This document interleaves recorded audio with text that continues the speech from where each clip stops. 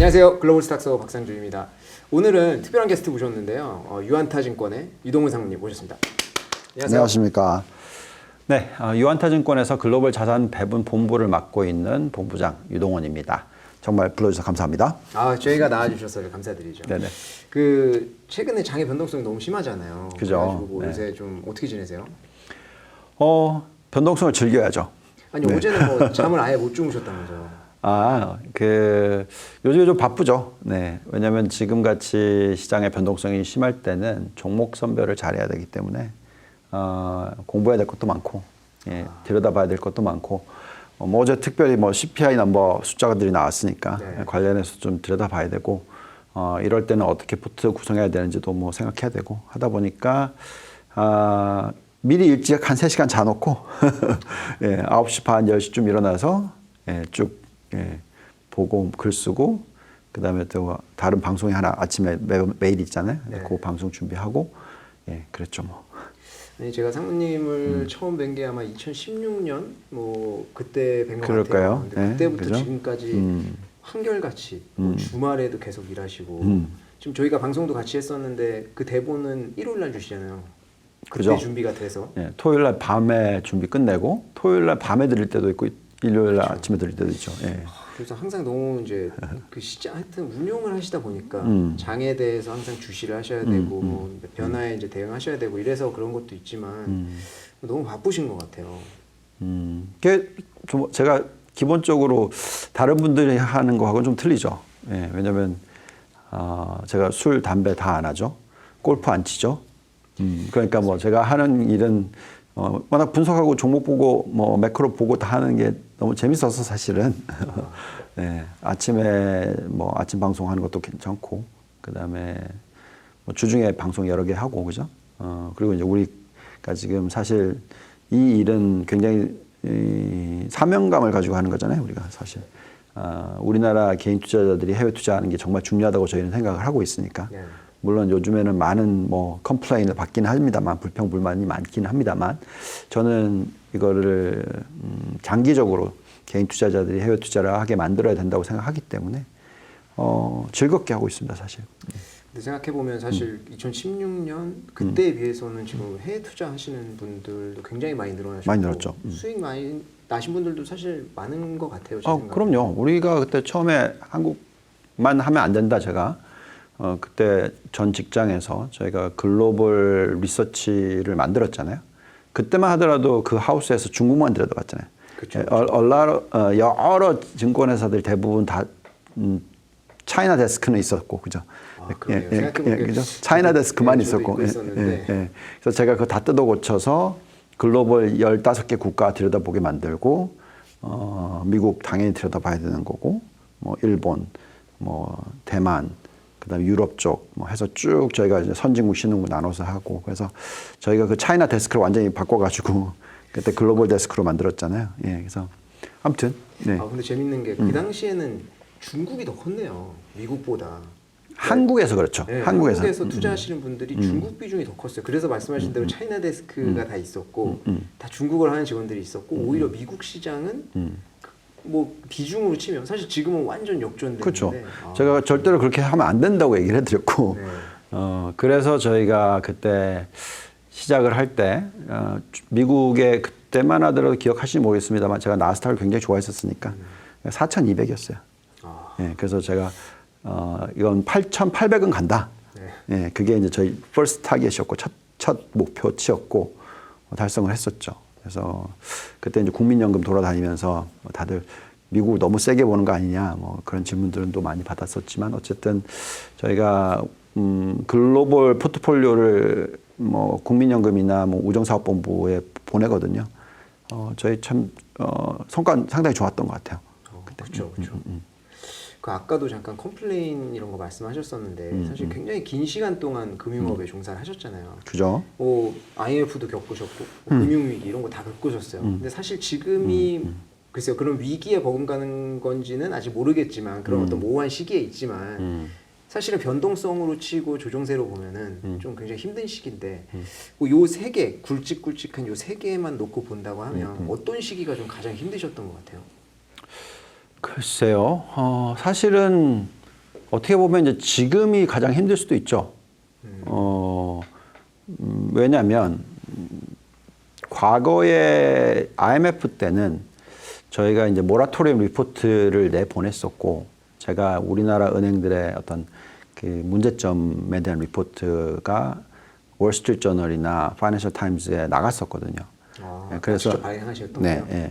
저희 리포트를 인용을 해서 제 이름까지 달고 이렇게 나갔었기 때문에 그때는 다른 사람들이 예상을 안 하고 있는 걸 저희가 예측을 했기 때문에 어떻게 보면 그때부터 이제 제가 굉장히 유명해졌던 때였던 거고, 그 다음에 또 2006년은 물론 또 제가 힘들었었지만 2007, 8년에 대폭락장이 올 거라는 거를 저희가 예측을 했었고, 또 그러면서 그 과정에서 이제 헤지펀드를 런칭을 하는 그런 결과가 있었고, 근데 이제 이번에는 그 펀더멘탈이 그때처럼 나쁘지가 않은데 올해 상반기가 굉장히 지루하게 계속 지금 하락으로 변해가고 있고, 그게 이제 꼬리에 꼬리를 물면서 경기 침체 얘기 나오고 있고, 또 정말로 어떤 큰 대세 하락장 얘기들을 많이 하고 계시기 때문에 사실 시장과 지금 싸우고 있죠. 어떻게 보면. 그래서 지금이 사실 힘들긴 합니다. 게다가 제가 하려고 하는 이 일 자체가 과거에는 뭐 기관 투자자들한테 얘기를 하고, 기관 투자가들이 돈을 벌면 이제 저희가 보수를 받는 거잖아요. 지금은 불특정 다수인 개인들한테 많은 어떤 추천이라기보다도 어쨌든 뭐 시장에 대해서 얘기를 많이 하잖아요. 그러니까 정말 뭐 경험하셨잖아요. 엄청난 댓글들 달리시고. 네. 그렇죠. 네. 그래서 실시간 댓글. 네, 그렇죠. 그래서 그런 부분들이 사실 조금 더 힘들긴 하죠. 근데 이제 뭐 워낙 시장을 29년 이제 30년 차 딱 됐거든요, 이번 달이. 예. 이 30년 차니까 업앤다운을 너무 많이 봐서 익숙합니다. 저희가 이제 그 시작하다 보니까 이제 그 근황을 말씀드리다 보니까 증시에 대해서 이제 좀 말씀을 나눴는데, 네. 사실 오늘 저는 좀 상무님 개인에 좀 집중을 하고 싶어요. 네. 그래서 이제 제가 알기로 상무님께서 이제 미국에서 중고등학교 시절을 이제 유학을 나누셨잖아요. 그렇죠, 그렇죠. 네, 그때 유학이 아니라 이민을 갔었죠. 이민을 가셨던 거예요? 네. 그때 언제 가신 거예요, 그러면? 중2. 중2 때. 네. 1985년. 중2병이 한창일 때 가셔가지고. 네, 그때는 좀 한국이 싫었죠. 그럼 혼자 가신 거예요? 아니면 가족들이랑 같이? 저는 이제 홀어머니였으니까 저랑 어머니랑 둘. 네. 아니 그럼 무슨 연구 같은 게 있으셨어요? 아니면은 그러니까 진짜, 뭐 그러니까 연구가 있었죠. 저희 어머님께서. 그래서 이제 초청을 받아서 갔죠. 그래서 둘이 가서 그 분의 집에서 시작을 했고, 그리고 나서 저는 이제 사실 어머님께서 저를 미국으로 데려간 이유가 미국에서 공부하라고 데려간 거기 때문에 한 1년 반 같이 있고 어머님은 다시 오시고 저만 이제 그러니까 제가 그때 고2였나 보다. 고2, 고3부터 고1 마칠 때 그때부터 혼자 있었죠, 계속. 그러셨어요? 네. 그거는 제가 몰랐는데. 네, 네. 그 사실은 85년도면은 한국의 위상이 미국에서 이렇게 높았던 시절도 아니고, 뭐 사실 그 시절에는 제가 알기로는 뭐 한국을 아예 몰랐던 사람도 많고, 지금이야 뭐 한국이 문화적으로 뭐 K컬처 이래가지고 많이 올라왔다고 해서 그럼요. 뭐 지금은 사실 모르는 사람이 없겠지만, 천지차이죠 지금. 근데 코로나 이후로 또 굉장히 부각되고 있는 게 인종차별 관련된 문제잖아요. 그죠? 혹시 그거 관련돼서 뭐 생활하시면서 겪으셨던 거나 뭐 그런 건 없으셨어요? 매일매일 겪었죠, 뭐 그거야. 그래요? 그럼요. 제가 이민을 갔던 도시가 그 플로리다의 보카리톤이라는 데인데, 네. 거기가 이제 IBM 커뮤니티가 있었어요. 그래서 이제 저희 어머님이 연고가 있으신 분이 IBM에서 일을 하셨기 때문에, 그래서 이제 거기로 갔었던 거고, 그쪽은 제가 이제 퍼블릭 스쿨이죠. 그러니까 공립학교, 공립고등학교, 원래 미국은 고등학교 4년제잖아요. 그러니까 이제 4년제를 들어간 거죠. 그래서 1학년부터 4학년까지 이 4년제 들어갔었을 때 제 클래스가 거의 뭐 650명? 거의 뭐 한국 사이즈죠. 한국 엄청나게 크죠. 그리고 총 다 합하면 2,000 몇백 명이었어요. 2,500명인가 그랬던 것 같아. 뭐 4학년이니까 그죠? 6,000명 곱하기 해도 그렇잖아요. 그랬던 것 같아요. 근데 이제 거기서 한국 사람이 딱 저 한 명 플러스 여자분 한 명.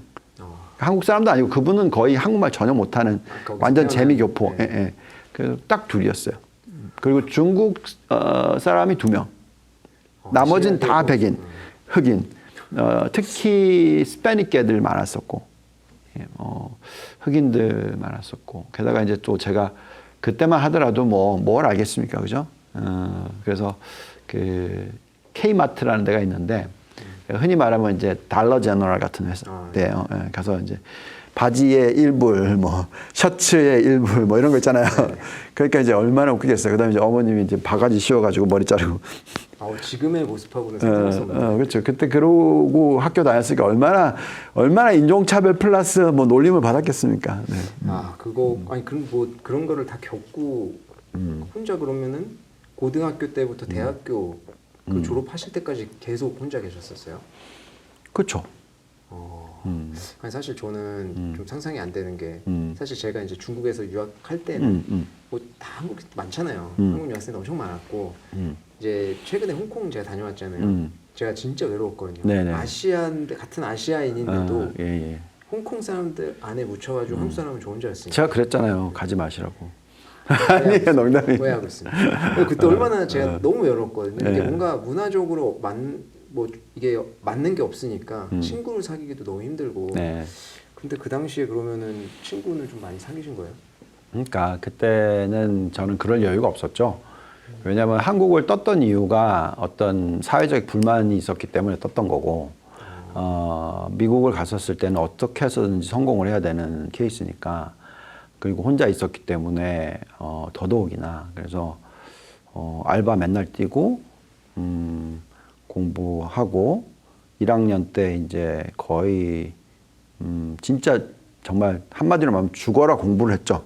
예, 그래서 거기서 이제 그 프레시먼 클래스에서 1등 하고 그런 식으로 엄청나게 공부를 열심히 했었기 때문에, 그리고 또 일을 해야 되니까 돈을 벌어야 되니까. 그래서 그럴 여유 없었어요.